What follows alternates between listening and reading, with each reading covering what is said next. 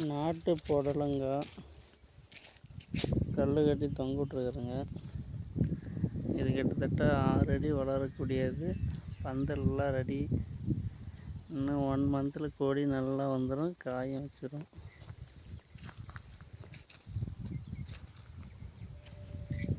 இதுக்கு வந்து இயற்கையான முறையில் சாணி எருவு இதை மட்டும்தான் போட்டுருங்க.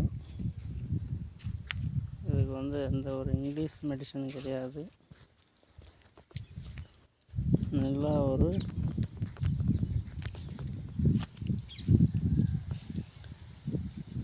Organic vegetables.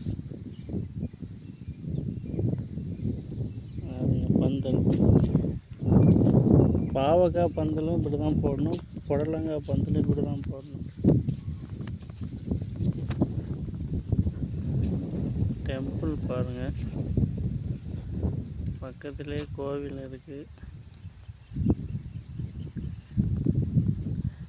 அங்கே ஒரு கோவில் இருக்குது மலை, அது பேர் என்ன, கொடியேரி அம்மனா.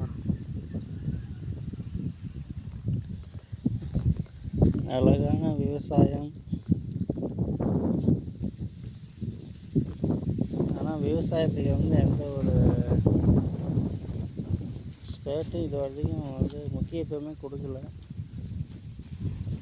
இந்தியாவில் போய் இது கிட்டத்தட்ட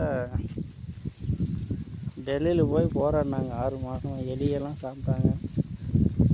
கடைசியில் யாருக்குமே ஸ்டெப் எடுக்கலை. ஸோ விவசாயத்துக்கு முக்கியத்துவம் கொடுக்கணும்,